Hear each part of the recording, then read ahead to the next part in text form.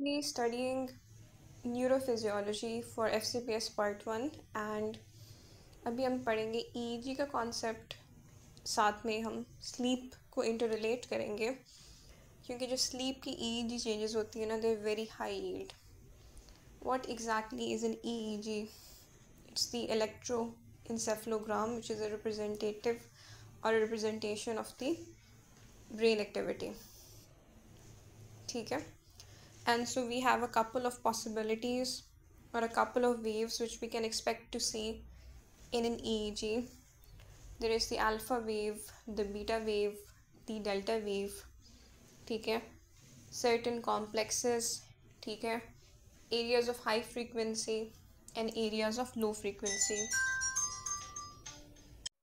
Right.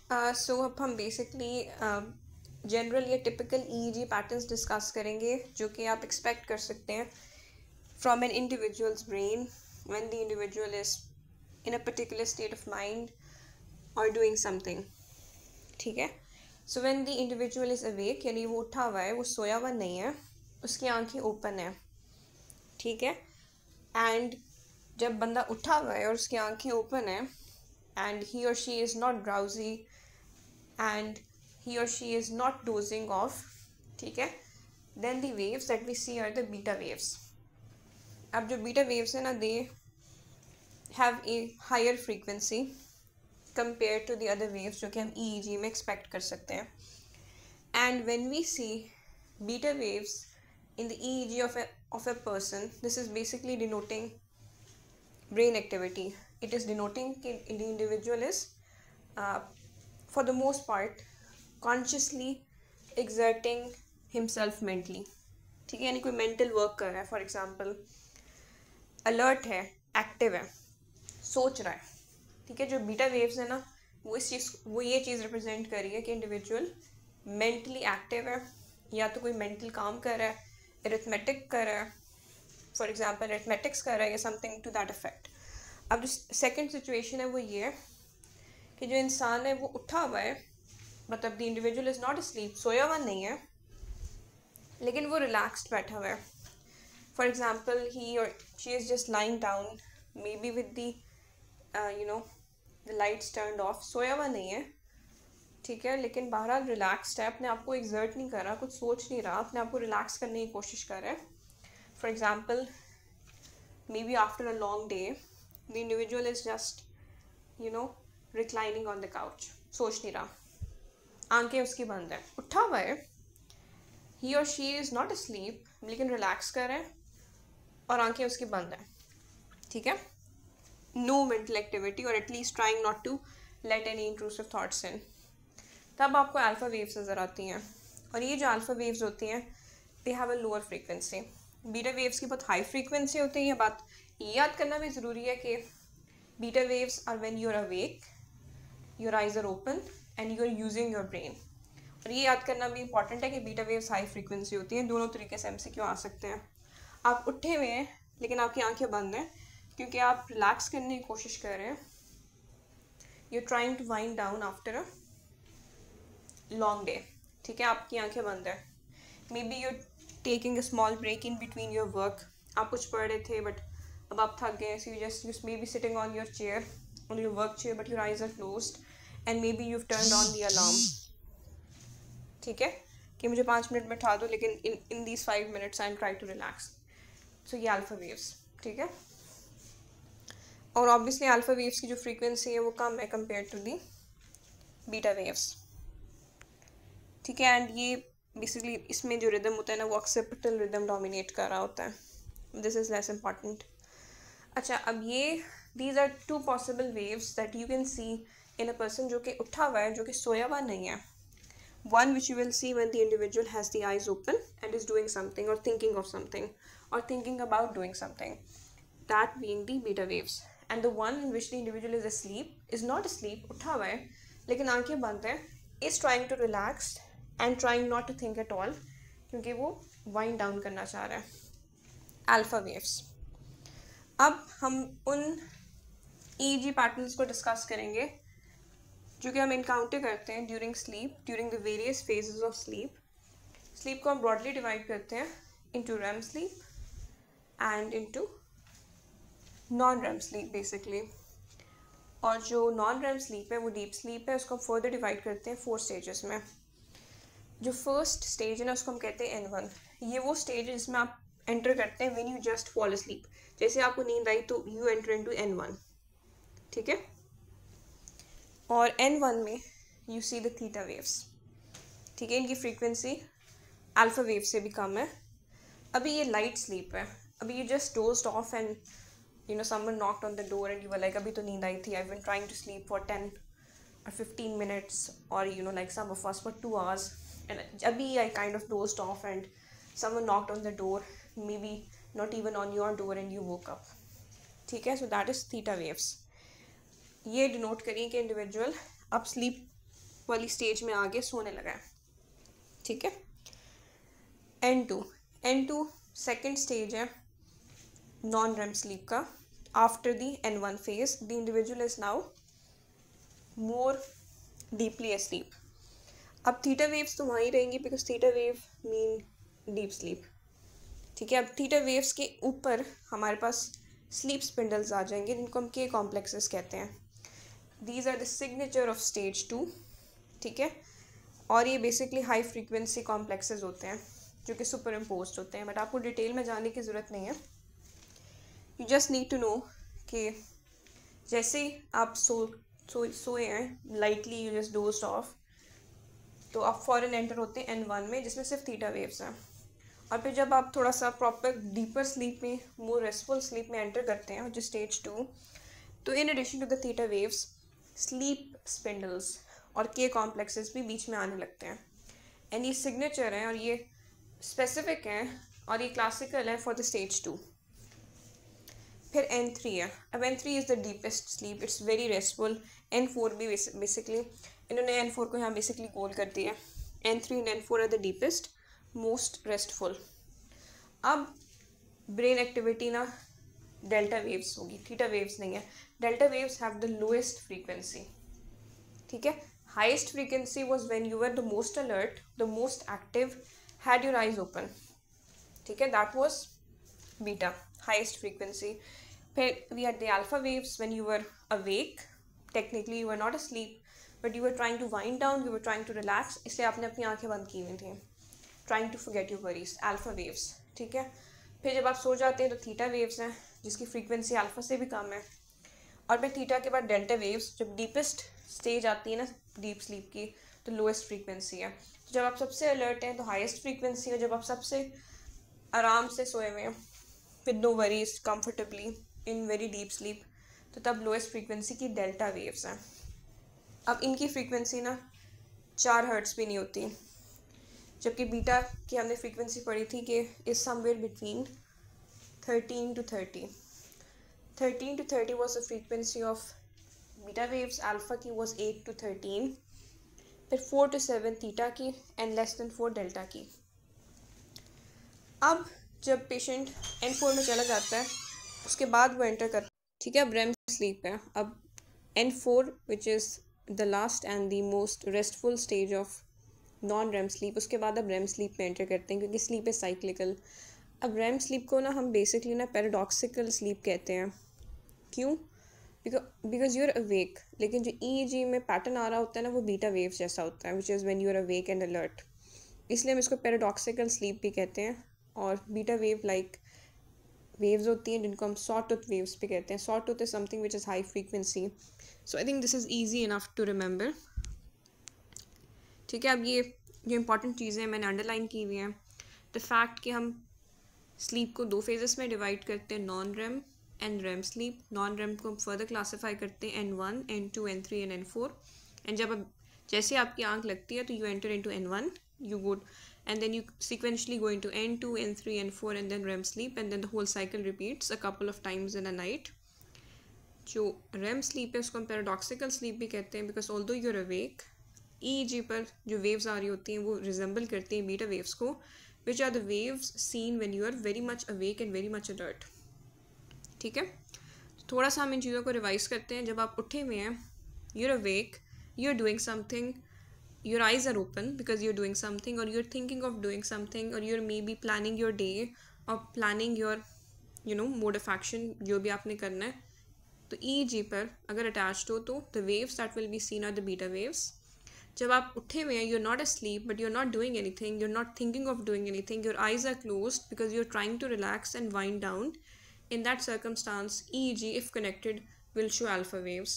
सबसे highest frequency beta waves की थी 13 to 30, और सॉरी सबसे हाईएस्ट बीटा वेव्स की थी 13 to 30, उसके बाद अल्फ़ा की विच वाज 8 to 13. फिर आप सोते हैं तो सबसे पहले जिस फेज़ में आप एंटर करते हैं that is known as the N1 which is the first stage, and this is when you just dozing off, अभी आपको नींद आई है, ठीक है. And this is basically demonstrated by the theta waves. जैसे आप सोए हैं और फिर जब आप थोड़े से कंपैरेटिवली डीपर स्लीप हो जाते हैं तो थीटा वेव्स की एडिशन में स्लीप स्पिंडल्स और के कॉम्प्लेक्सेस भी आने लगते हैं, ठीक है. अब फिर जब आप N3 में जाते हैं in which you are very deep sleep, you are very rested, most stressful sleep, तो फिर डेल्टा वेव्स आती हैं जिनकी लोएस्ट फ्रीक्वेंसी 4 हर्ट्ज़ भी नहीं. और फिर जब आप REM स्लीप में एंटर होते हैं तो अचानक से बीटा वेव्स आने लगती हैं, and you like this individual is sleep quite deeply and yet we are seeing beta waves, so it's a paradox. तो ये हमने EEG की बेसिक्स पढ़ लिए हैं इतनी डिटेल में कि आई डोंट थिंक कि ये भूलेगा आपको. So this is a bit of a mnemonic which is, you can take a picture of this. अच्छा, अब ये वही चीज़ें रिपीट हुई हैं, आप बस देख लें. अवेक, आंखें ओपन, अवेक, आंखें बंद हैं, आप रिलैक्स्ड हैं, ठीक है. और these are nice but these are the buzzwords are nice. अब एक्टिव बीटा ब्रेन है, ऑलराइट. और अब N1 है जो कि लाइट स्लीप है, उसमें थीटा वेव्स हैं. अब ये जो प्रोपोर्शन ऑफ स्लीप जो कि ऑक्यूपाई कर रहे हैं ना, ये भी पता होना चाहिए. 5% of the time that you are sleep is spent in N1 which is good, because N1 में जब आप होते हैं तो you can be very quickly woken up. This is not very ideal.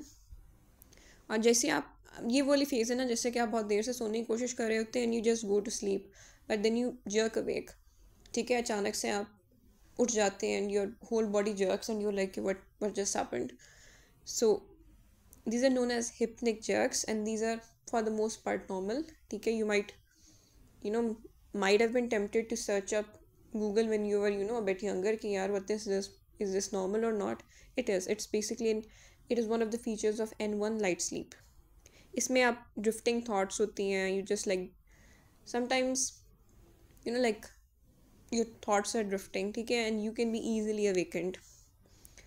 अब वी हैव वेरियस ड्रग्स जो कि हम इस्तेमाल करते हैं ना इन दोज इंडिविजुअल्स जो कि इंसोमनिक्स हैं, and the ones which are ideal do not disturb the sleep architecture. And basically वो अल्लाह की जो कुदरत है ना उसके साथ वो मुदाखलत नहीं करते हैं. Naturally you are suppose to be spending a particular amount of time in each of these phases. So the best drugs that are administered for insomnia do not disturb the architecture, but unfortunately most of the ones that we use do affect it in some way with some repercussions, ठीक है. जैसे कि जो बेंजोडाइजेपीन्स हैं, barbiturates हैं, some of them are taken by people who have trouble falling asleep, ठीक है, and they decrease N1, ठीक है, which is a bit of a labile phase, ठीक है, like and that does help the individual fall asleep, ठीक है, but will in the long term have certain not so ideal consequences, ठीक है. Elderly में N1 phase बढ़ जाती है. कहते हैं ना कि बुज़ुर्गों को उतनी ज़रूरत नहीं होती नींद की जितने कि यंगर इंडिविजुअल्स को होती है. That is true. एंड उनको उससे नींद भी नहीं आती because N1 is going to occupy a higher proportion. Benzodiazepine and barbiturates क्योंकि हम आर्टिफिशली स्लीप की क्वालिटी को इम्प्रूव करने की कोशिश कर रहे होते हैं तो वो N1 फेज़ की प्रोपोर्शन को डिक्रीज़ करते हैं. N1 में फिर से देख लें ये कौन सी वेव्स होती हैं. Theta 4 to 7 hertz is the frequency. अच्छा, अब N2 है in which the individual is moderately in a more restful phase of sleep. Theta waves अभी भी हैं लेकिन अब बीच में ना स्लीप स्पिंडल्स हैं जो कि एरियाज़ हैं हायर फ्रीक्वेंसी के, समवेयर बिटवीन 12 to 14 हर्ट्ज़, यानी बर्स्ट अचानक से आते हैं. थीटा वेव्स ये होती हैं बैकग्राउंड में, ऊपर अचानक से सुपर इम्पोज होती हैं स्लीप स्पिंडल्स जो कि हायर फ्रीक्वेंसी की होती हैं. साथ में के कॉम्प्लेक्सेस भी होते हैं. के कॉम्प्लेक्सेस में जो होते हैं ना वो डिफरेंट होते हैं कैरेक्टर भी, यानी वोल्टेज भी इनकी हायर होती है और साथ में बाईफेजिक वेव्स होती हैं, मतलब पॉजिटिव डिफ्लेक्शन भी होती है और नेगेटिव भी होती है। सो ये जो N2 है ना, उसके लिए बड़े करेक्टरिस्टिक हैं the presence of sleep spindles जो कि high frequency super imposed waves हैं, और साथ में के कॉम्प्लेक्स है जो कि हाई वोल्टेज भी हैं, एम्पलीट्यूड भी ज़्यादा है और बाईफेजिक भी हैं। So they are very particular and very easy to see. ठीक है, and this is very important. N2 is basically occupying the largest portion of sleep, यानी जो एक इंडिविजुअल जो मेजोरिटी टाइम अपनी स्लीप को गुजारता है ना, वो इसी फेज़ में गुजारता है, 45 to 50%, दैट्स ऑलमोस्ट हाफ। ठीक है, अब ये बड़ी सिग्नेचर स्टेज है because majority of the time आप इसमें गुजार रहे हैं। अब जो N2 फेज़ है ना, उसके कुछ करेक्टरिस्टिक चीज़ें होती हैं और ये MCQ में भी आती हैं। Bruxism, they use this particular word, और they might mention teeth grinding. Some individuals do that a lot, and as you can imagine, given the fact that everyone is spending a considerable proportion of their sleep during N2, and if they have this particular quirk, this could lead to dental damage. ठीक है, अमूमन dental damage नहीं होता, लेकिन इस habit की वजह से हेडेक्स वगैरह होते हैं। ठीक है, temporomandibular issues basically. So bruxism is very characteristic, यानी teeth grinding is very characteristic of N2 phase. This is a very important phase, maintain करता है स्लीप को। अब ये आइडियल है ना, सो बेंजोडाइजेपीन्स इसको बढ़ा देते हैं। When you are sleep deprived, इस चीज़ की ड्यूरेशन कम हो जाती है, which is bad as you can imagine. फिर N3 which is deep sleep, जिसको हम स्लो वेव स्लीप भी कहते हैं, बिकॉज इस फेज में हमें वो वेव्स नज़र आती हैं which have the lowest frequency of any that can be seen, which are the delta waves, जिनकी जो फ्रीक्वेंसी है 4 हर्ट्ज से भी कम होती है। And this round about makes up 15 to 25% of the total proportion of sleep. ये deepest है, ये सबसे रेस्टोरेटिव है। ठीक है, इसीलिए जब आप स्लीप डिप्राइव्ड होते हैं तो you tend to spend a little bit more time in N3 compare to N2। सबसे रेस्टोरेटिव N3 है, जो लार्जेस्ट प्रोपोर्शन जिसमें आप स्पेंड करते हैं नॉर्मली इज N2, बट जो मोस्ट रेस्टोरेटिव है ना टेक्निकली वो N3 एंड N4 है। अच्छा, अब इम्पॉर्टेंट बात है, ये N3 है ना, 3 से याद रखना है कि 3 पैरासोमनियाज, पैरा इज समथिंग जो कि एबनॉर्मल है। ठीक है, parasomnia, somnia has to do with sleep, paranormal कहते हैं basically, just to remember. 3 P's, sleep walking N3 में होती है, N2 में नहीं होती। N2 में सिर्फ ब्रक्सिज्म होती है। ठीक है, स्लीप टेरर्स बच्चों में कॉमन होते हैं, they are kind of like nightmares, except कि टेरर्स में होता है कि बच्चा उठता है and he is very very scared, but he does not remember कि what scared him. So this is characteristic of a sleep terror. Sleep walking हम डिस्कस कर चुके हैं, और बेड वेटिंग भी, जो कि बच्चों में कॉमन है। अच्छा, अब इसको याद करने का ये कि ये फेज़ ना एजिंग के साथ कम होती है, which is not that hard to remember because we know कि children they tend to grow out of these. ठीक है, चाइल्ड की हैबिट है बेड वेटिंग की, this habit will become less and less जैसे कि उसकी उम्र बढ़ेगी। Same goes for night terrors. So ये याद करना मुश्किल नहीं है कि ये फेज़ एजिंग के साथ कम होती है, जबकि जो N1 फेज़ थी वो एजिंग के साथ बढ़ी थी। अच्छा, ये जो फेज़ है ये कम होती है बेंजोडाइजेपीन्स की ये कोशिश होती है कि जो N2 फेज़ है वो बढ़े और बाकी फेजेस कम हो, N1 भी और N3 भी, which is not very ideal in the long term. We don't actually want to disturb the sleep architecture, that is not ideal in and of itself. ये फेज़ एल्डरली में होती ही नहीं है। ठीक है, N1 भी कम होती है और N3 भी एल्डरली में प्रोपोर्शनेटली कम हो जाती है। ठीक है, अब ये सारी चीज़ें ना दिस आर वेरी हाई, इनमें से किसी भी चीज़ से सवाल आ सकते हैं, there is nothing stopping them. ठीक है, इसके बाद देयर इज़ REM स्लीप, जो कि पैराडॉक्सिकल स्लीप है। ठीक है, which is beta-like activity 13 to 30 hertz, occupying round about 25 to 20%, यानी almost 1/4 of the total sleep interval. इसमें भी आपको ड्रीम्स आती हैं, नाइटमेयर्स आते हैं।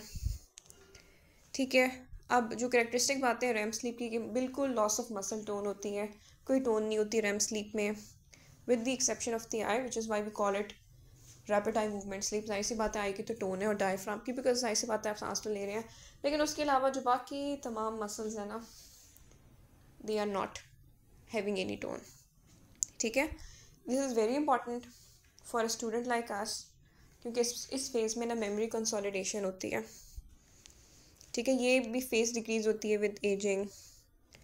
एंटी डिप्रेसेंट्स भी इस फेस को कम करते हैं, अल्कोहल भी। ये प्रॉब्लमेटिक है because when an alcoholic stops taking alcohol और एंटी डिप्रेसेंट एक इंडिविजुअल छोड़ देता है, तो रेम स्लीप क्योंकि सप्रेस हुई हुई थी ना, तो रेम रीबाउंड होता है which means very poor quality sleep. ठीक है, नार्कोलेप्सी एक कंडीशन है जिसमें आप रोक नहीं सकते, you can't stop yourself from going to sleep. तो उसमें भी रेम स्लीप बिफोर यूजुअल आ जाती है। नॉर्मली तो रेम स्लीप लास्ट में आती है ना एक साइकिल में, तो वो शुरू में आती है नार्कोलेप्सी में। सो आई थिंक हमने बहुत सारी इंपॉर्टेंट बातें डिस्कस कर ली हैं, इसको थोड़ा रिपीट करेंगे because this is high yield. So we've talked about N1 which is making up only about 5% of the total sleep cycle. This is the phase in which you're having a very light sort of sleep. ठीक है, light सा sleep है, you're not, you know, you're not very much deeply asleep, light सा sleep है आपका सिर्फ। और इसमें बस बेसिकली यही है कि एजिंग में कम होता है। जो ड्रग्स हम इंसोम्निया वगैरह के लिए देते हैं वो भी इसकी प्रोपोर्शन को कम करता है। N2 है which is actually occupying or making up the largest proportion of the time you spend asleep. इसमें bruxisms होते हैं 2 और B. B is the second letter of the alphabet. N3 है deepest है, most restorative है 15 to 20%. इसमें we have the parasomnia, ये बड़ा important MCQ है। sleepwalking, sleep terror, ठीक है, and also enuresis। और फिर REM sleep में उसको हम डिस्कस कर चुके हैं, रेम की हम फर्दर भी डिटेल्स देखेंगे। ठीक है, अब ये कंपैरिजन है non REM and REM sleep का। अब जो हमारी नॉन रेम स्लीप है ना, that is making up a higher proportion of the time that you're actually spending sleep. ये बात तो आपको पता ही है। हम कह सकते हैं between 75 to 80% of the time is spend in non REM and like 20 to 25 is spend in the REM sleep. और स्टेजेस हैं, सब स्टेजेस हैं नॉन रेम की। We have the N1, we have the N2 and we have the N3। एंड जो REM sleep है उसकी सब स्टेजेस नहीं है। अच्छा, याद रखते हैं बीटा वेव्स की फ्रीक्वेंसी हाई होती है लेकिन वोल्टेज लो होती है, दैट्स इंपॉर्टेंट। मसल टोन ना नॉन रेम स्लीप में थोड़ी बहुत ही होती है, it's reduced quite obviously, you are sleep, you are not awake, लेकिन बिल्कुल ज़ीरो नहीं होती है। लेकिन रेम स्लीप ना वेरी इंपॉर्टेंट है, इवन तो आपकी ब्रेन एक्टिविटी ऐसी जा रही है like you're fighting a horse, लेकिन there is no muscle tone at all, it's considerably less than the tone seen in the non REM sleep. ठीक है, अच्छा, आई मूवमेंट्स नहीं होती नॉन रेम में, it's literally in the name. REM sleep में होती हैं, they are very rapid and they are conjugate, यानी वो जो कोऑपरेटिव कंट्रोल्ड मूवमेंट्स होती हैं दोनों आई की, हॉरिजॉन्टली या वर्टिकली। कौन सी ऑटोनॉमिक एक्टिविटी प्रीडोमिनेट कर रही होती है? जाहिर सी बात है, आप सो रहे हैं, सिंपैथेटिक तो करने से रही, पैरासिम्पैथेटिक ही प्रीडोमिनेट करती हैं, विच इज़ वाई कि सोते हुए बंदे का जो हार्ट रेट होता है और बीपी होता है ना, वो कम होता है उस बंदे की निस्बत जो कि उठा हुआ है। ठीक है, जो रेम स्लीप है ना उसमें वेरिएबल है, उसमें ऑटोनॉमिक इंस्टेबिलिटी है। वट दैट मीन्स इज कि हम ये नहीं कह सकते कि सिंपैथेटिक नर्वस सिस्टम प्रीडोमिनेट कर रहा है, because it's a bit here and there. Heart rate ज़्यादा हो सकता है और बीपी भी ज़्यादा हो सकता है, और जो ब्रीदिंग है ना that can B potentially irregular because of the instability of the autonomic nervous system. A for muscle atonia, A for autonomic instability. Dreams आपको नॉन रेम में भी आती हैं, रेम में भी आती है, गलती नहीं करना कि एक में आती है दूसरे में नहीं आती। फ्रेगमेंट्री अजीब व गरीब किस्म की ना डिसजॉइंटेड सी ड्रीम्स होती है नॉन रेम स्लीप में। रेम स्लीप में ना बाकायदा वर्ल्ड बिल्डिंग आप करते हैं। ठीक है, स्टोरी लाइक ड्रीम्स हैं, you make your own Lord of the Rings fantasy novel. ठीक है, your own take on it, complete with world building and characters and hierarchies. ये रेम स्लीप में होता है, ये नॉन रेम में नहीं होता। नॉन रेम में लीव्स आर फ्रेगमेंट्री, अजीब से होती हैं, there is not much of a sense to it. ठीक है, एंड इज हाउ ईजी और difficult it is to wake you up. It's very difficult to wake you up from N3 phase in non REM because that's the deepest phase. REM में variable होता है, ठीक है, लेकिन at least हम इतना कह सकते हैं कि N3 से आसान होता है, ज़्यादा डिफ़िकल्ट नहीं होता। फिजियोलॉजी ये है कि सिंपैथेटिक टोन कम हो जाती है नॉन रेम में। ठीक है, और रेम स्लीप की इंपॉर्टेंस ये है कि मेमोरी कंसोलिडेशन होती है। So this phase is actually very important for someone who is studying, और अगर एक individual is taking benzodiazepines for issues with sleep and he और शी इज़ अ स्टूडेंट, तो you can understand how that could be problematic. Parasomnias होते हैं non REM sleep में, specifically non REM की जो थर्ड फेज़ है which is N3 phase, इसमें sleep walking हो सकती है, नाइट टेरर्स एंड यूरिसिस। रेम में नाइटमेयर्स होते हैं, ठीक है। अब ये पैरासोमनियाज एक्सप्लेन किए हुए उन्होंने। ये पता होना चाहिए कि जो ग्रोथ हार्मोन की पीक है ना वो N3 फेज़ में होती है, it's not in the REM phase, ठीक है। और जो नॉन रेम है that tends to decrease with age with benzodiazepines in general. REM sleep age के साथ बढ़ती है, एज के साथ कम होती है और एंटी डिप्रेसेंट्स के साथ भी कम होती है। इन जनरल दोनों ही कम हो रहे हैं ना बेसिकली। अब इम्पॉर्टेंट बात यह कि जो एंटी डिप्रेसेंट्स हैं वो रेम स्लीप को कम कर रहे हैं और जो अल्कोहल और बेंजोडाइजेपिन्स है ना वो नॉन रेम को कम करें। तो ये जो डिफ्रेंशिएशन है ना ये आपने जहन में रखनी है। ये देख लें कि जो नाइट टेरर्स हैं, ये जो एन यूरिसिस है और स्लीप वॉकिंग है that's in non RAM deep sleep N3। और ये जो नाइटमेयर्स होते हैं जिनका विविड रिकॉल होता है, ये बात इंपॉर्टेंट है। जाहिर सी बात है आपने इतनी लंबी वर्ल्ड बिल्डिंग की है और वो आपको याद भी है, इसका मतलब है कि ये विविड रिकॉल है ना, जबकि उस तरह की वर्ल्ड बिल्डिंग हो भी नहीं रही होती, उस तरह की स्टोरी टेलिंग हो भी नहीं रही होती नॉन रेम स्लीप में, और आपको याद अगर हो भी रही होती है तो आपको एटलीस्ट याद नहीं है। सो अगर वो कहें कि किस फेज़ में वो नाइटमेयर्स आती हैं जो कि आपको याद भी रहती हैं तो वो है रेम।